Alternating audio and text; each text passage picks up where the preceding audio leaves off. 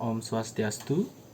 Perkenalkan, saya Kadek Dwi Sodina Kusuma, NPM 193-2121-634. Di sini kami kelompok 7 akan menjawab pertanyaan yang diberikan kepada kelompok kami.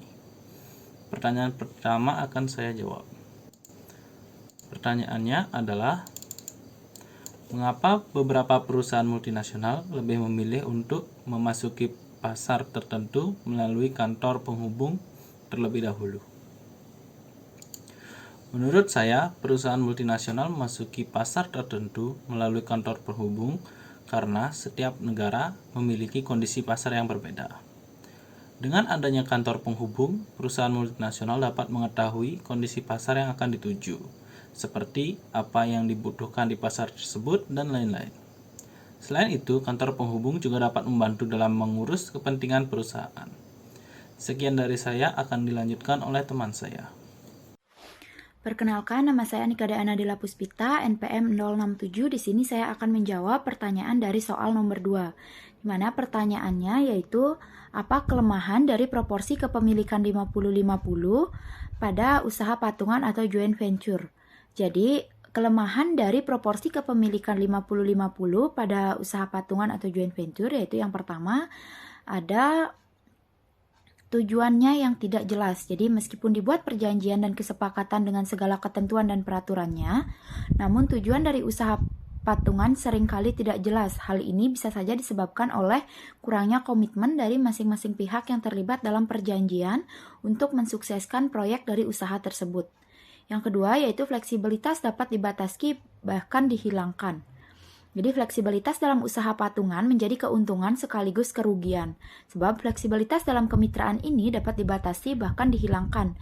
Ketika manfaat dari fleksibilitas ini dibatasi, maka para peserta perjanjian dituntut untuk fokus pada pekerjaan yang ingin dicapai, sehingga kontrak kerjasama menjadi pengalaman yang menguntungkan. Apabila salah satu pihak memutuskan untuk menyerah tanpa menjual sahamnya dalam proyek usaha tersebut, maka hal ini bisa menyebabkan kerugian besar dari semua pihak yang terlibat. Kebanyakan usaha patungan berakhir dengan kegagalan karena disebabkan oleh buruknya proses integritas atau integrasi dan ketidakjelasan dalam kepemimpinan. Oleh sebab itu, untuk menghindari kegagalan usaha patungan, penting untuk dibuat perencanaan yang memadai sebelum proyek mulai dikerjakan. Yang ketiga yaitu ketidaksetaraan dalam keterlibatan dan tanggung jawab. Dalam usaha patungan, segala bentuk keuntungan dan risiko kerugian memang ditanggung bersama. Namun, sangat tidak mungkin bagi semua pihak yang terlibat dan bekerja sama dalam usaha patungan untuk berbagi keterlibatan dan tanggung jawab yang sama. Misalnya, contoh perusahaan A, B, dan C sepakat mendirikan usaha patungan. Jadi dalam proyek usaha tersebut, masing-masing perusahaan memiliki tanggung jawab yang berbeda. Perusahaan A mengerjakan proses produksi, perusahaan B bertanggung jawab mengelola hasil produksi, dan perusahaan C bertugas merencanakan serta melaksanakan strategi pasar. Meski tampak sederhana, namun pembagian tugas tersebut justru menimbulkan ketidaksetaraan dalam keterlibatan dan tanggung jawab pengerjaan proyek. Perusahaan A tidak terlibat dalam pengelolaan hasil produksi dan promosi sehingga tekanan atas pencapaian keuntungan ada pada perusahaan C yang bertanggung jawab untuk mempromosikan produk agar laku terjual. Tekanan ini tentu saja dapat mempengaruhi bisnis inti dari masing-masing perusahaan. Selanjutnya yaitu mengakibatkan ketidakseimbangan aset. Pendirian usaha patungan memungkinkan adanya pencampuran sumber daya, namun karena perusahaan peserta kemitraan ini bisa jadi berbeda dari latar belakang dan skala usaha patungan justru menimbulkan ketidakseimbangan yang besar antara aset, keahlian, dan investasi. Ketidakseimbangan ini tidak menutup kemungkinan berdampak negatif terhadap efektivitas usaha patungan itu sendiri. Selanjutnya yaitu menciptakan benturan budaya. Jadi setiap perusahaan pastilah memiliki budaya dan gaya manajemennya sendiri. Pendirian usaha patungan yang merupakan gabungan dari beberapa perusahaan dengan budaya dan gaya manajemen yang berbeda justru bisa mengakibatkan benturan sehingga kerjasama dan integrasi menjadi buruk. Yang terakhir yaitu kesempatan untuk aktivitas di luar usaha patungan terbatas. Jadi penting disadari bahwa usaha patungan membatasi aktivitas luar lainnya. Hal ini berarti masing-masing peserta kemitraan ini Tidak diperkenankan untuk melakukan bisnis lain di luar usaha patungan selama berlangsungnya pengerjaan proyek usaha. Kontrak kerjasama dalam usaha patungan membatasi upaya luar lainnya dari perusahaan peserta selama perjanjian tersebut aktif. Artinya, para peserta kemitraan harus rela melepas peluang bisnis yang baru yang muncul saat masih terlibat dan terikat dalam kerjasama usaha patungan. Oleh sebab itu, penting untuk disadari dan dipahami sejak awal terkait dengan kerugian ini sebelum menyetujui dan terlibat dalam kemitraan ini. Sekian yang dapat saya sampaikan. Akhir kata saya ucapkan terima kasih. Om Swastiastu. Perkenalkan, nama saya Nila Putri Junianti, NPM 1932121278. Di sini saya dari kelompok 7 akan menjawab dari pertanyaan yang telah diberikan dari dosen. Yaitu di sini saya akan menjawab pertanyaan nomor 3, yaitu apa saja pro dan kontra dalam membentuk metode masuk dengan lisensi. Baik, di sini saya akan menjawab pertanyaannya. Di sini saya akan menjelaskan sedikit tentang apa itu licensing. Lisensi ini adalah sebuah hak yang akan diberikan kepada sang pencipta atau penemu atas perlindungan terhadap barang atau jasa hasil temuan mereka tersebut. Jadi apapun yang berniat menggunakan, menyebarkan, atau memperbanyak akan dikenakan serangkaian prosedur dan biaya tertentu untuk menghargai hasil jerih payah dari sang pemilik atau penemu. Di sini saya akan menjelaskan pro dan kontra dari metode licensing ini. Yaitu yang pertama ada pro. Di dalam pro ini, yang pertama adalah rute hemat biaya untuk membawa produk ke pasar. Anda tidak perlu menghabiskan banyak uang untuk memasarkan produk Anda, yaitu biaya produksi, pengemasan, paten, pemasaran, atau penjualan. Dan yang kedua di sini ini merupakan jalan yang memiliki resiko rendah untuk masuk ke pasar tertentu. Dan yang ketiga ada perusahaan yang melisensikan produk Anda. Dari Anda akan mengetahui pasar atau industri dan tahu cara mengeluarkan produk Anda di sana. Dan yang keempat ada terkadang perusahaan yaitu melisensikan produk Anda. Yang keempat ada terkadang perusahaan yang melisensikan produk Anda akan memberi Anda sebagian dari royalti yang diharapkan sebagai pembayaran di muka. Dan yang kelima ada jika Anda memilih rute royalti pembayaran berkelanjutan Anda atau royalti dapat berlangsung selama bertahun-tahun tergantung pada perjanjian Anda. Yang keenam ada Anda tidak perlu mencari uang untuk mengkomersialkan produk Anda. Penerima lisensi akan bertanggung jawab atas biaya pembuatan, distribusi, pengemasan, pemasaran, dan penjualan. Yang ketujuh, Anda bisa mendapatkan inovasi Anda ke pasar lebih cepat. Jika Anda mengeluarkan lisensi untuk bisnis yang sudah mapan, Anda akan dapat meningkatkan pengalaman, infrastruktur, dan keterlibatan mereka. Mereka biasanya akan lebih bisa memindahkan produk Anda ke pasar dengan lebih mudah dan cepat. Yang ke-8 ada Anda dapat masuk ke pasar baru bergantung pada kesepakatan dan pemegang lisensi. Anda mungkin dapat mengakses pasar yang tertutup untuk impor, menghindari pajak ekspor, atau mengurangi resiko yang terikat dengan ekspansi internasional. Yang ke-9 ada Anda akan menghasilkan pendapatan. Pemegang lisensi akan membayar hak untuk memegang lisensi untuk paten Anda. Ini bisa berupa pembayaran sekali saja, pembayaran berkelanjutan yang dikenal sebagai royalti, atau pembayaran variabel terkandung pada keuntungan. Dan yang ke-10 ada Anda mempertahankan kepemilikan atas kekayaan intelektual Anda. Lisensi memungkinkan Anda untuk memberi pemasok, pesaing, atau bisnis. Dari yang saya jelaskan tadi itu adalah pro dalam menggunakan metode licensing ini. Di sini saya akan menjelaskan kontra dalam metode masuk menggunakan licensing ini. Yang pertama ada Anda dapat kehilangan kendali atas produk Anda. Artinya Anda tidak memiliki kendali atas pengemasan, distribusi, biaya penjualan, dari pemasaran, atau bahkan bagaimana produk itu diproduksi. Yang kedua ada perusahaan mungkin melisensikan produk Anda, tetapi tidak pernah memproduksinya. Jika perusahaan ingin merek produk Anda tidak punya hak suara dalam hal ini. Yang ketiga ada banyak produk tidak mendapatkan lisensi. Anda mungkin tidak mendapatkan pembayaran apapun, atau jika Anda melakukannya mungkin sangat sedikit, berarti produk Anda mungkin tidak berhasil atau tidak ada yang mau membeli produk Anda tanpa penjualan, tanpa royalti. Dan yang keempat ada terkadang perusahaan akan membuat Anda membayar sejumlah kecil jika produk dikembalikan, rusak, atau mengalami penurunan harga atau penjualan. Dan yang kelima ada mungkin perlu waktu sebulan Anda melihat royalti Anda. Terkadang perusahaan akan membayar setiap triwulan.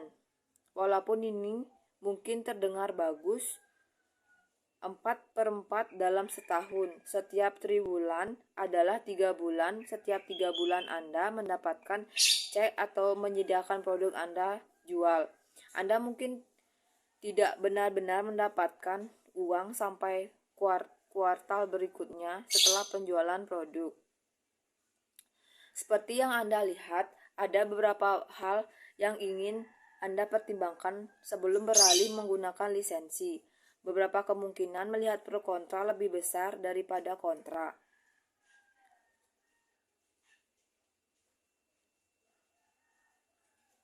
Dan sebaliknya, tetapi jika Anda serius tentang lisensi, akan menguntungkan Anda untuk menemukan agen lisensi atau seorang yang tahu tentang perjanjian lisensi. Baik, sekian dari saya, akan dilanjutkan oleh teman saya. Om Swastiastu, perkenalkan nama saya Nimai Dwi Anggara Putri, MPM 006. Di sini saya akan menjawab pertanyaan nomor 4, yaitu apa kelemahan dan kelebihan operasi Greenfield dengan akuisisi. Yang pertama ada keunggulan akuisisi, strategi masuk yang cepat. Yang kedua, akses ke saluran distribusi. Yang ketiga, manajemen sudah terbentuk. Yang keempat, nama, merek, dan reputasi sudah terbentuk. Yang kelima, kurangi kompetisi. Keunggulan Greenfield, yang pertama, negara dari itu seni teknologi. Yang kedua, produksi terintegrasi. Yang ketiga, efisiensi operasional. Kelemahan dari akuisisi, yang pertama, masalah integrasi dengan operasi yang sudah ada. Yang kedua, masalah komunikasi dan koordinasi. Dan yang ketiga, masalah ketidakseimbangan bisnis yang sudah ada. Kelemahan dari Greenfield, yang pertama yaitu biaya investasi yang besar. Yang kedua, harus membangun bisnis terlebih dahulu. Yang ketiga, adanya tertundanya waktu atau penundaan waktu. Akuisisi juga merupakan pilihan tepat di mana industri yang dimasuki sudah sangat kompetitif dan hanya tersedia sedikit ruang bagi pemain baru. Contohnya, Electrolux masuk ke pasar Amerika dengan jalan mengakuisisi sebuah perusahaan vacuum cleaner Amerika dan kemudian Westinghouse dengan merek-merek seperti Prandtl dan Kelpinator. Dengan cara itu, Electrolux bisa mendapatkan akses cepat pada pasar dan jaringan distributor Amerika. Greenfield adalah strategi perusahaan melalui operasi baru dari awal. Perusahaan-perusahaan mobil Jepang misalnya masuk ke pasar Eropa dengan mendirikan greenfield plants, terutama di Inggris. Perusahaan-perusahaan tersebut membangun pabrik perakitan baru yang memungkinkan mereka memanfaatkan teknologi produksi terbaru sembari menyeleksi lokasi yang paling menguntungkan dalam hal biaya tenaga kerja, harga tanah, pajak, dan transportasi.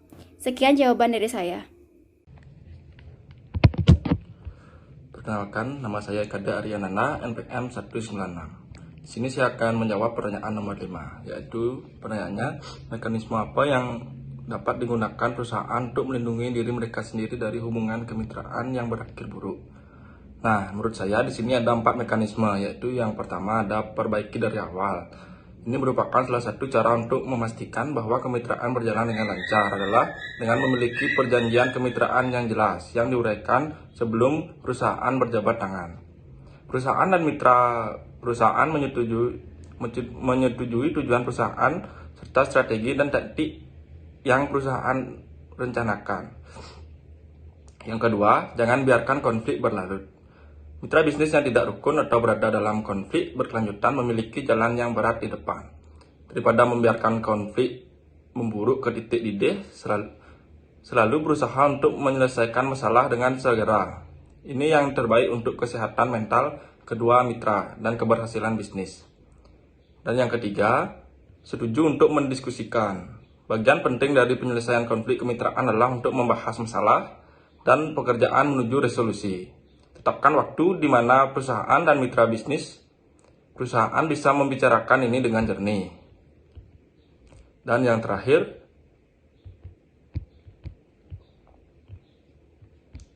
pekerjakan seorang arbiter. Dalam kasus ekstrim, penyelesaian konflik kemitraan mungkin perlu membawa pihak ketiga yang netral untuk membantu memandu kemitraan kembali ke jalurnya. Jika perusahaan dan mitra bisnis perusahaan berkomitmen untuk melihat bisnis perusahaan berhasil, arbiter profesional dapat menjadi sumber yang bagus untuk sampai ke akar perjanjian kemitraan dan menemukan solusi yang membuat semua orang bahagia. Sekian jawaban dari saya. Mohon maaf apabila ada salah kata. Terima kasih. Perkenalkan, nama saya Pandey Dododismo Putra, NPM 1932121230. Di sini saya akan menjawab pertanyaan nomor 5.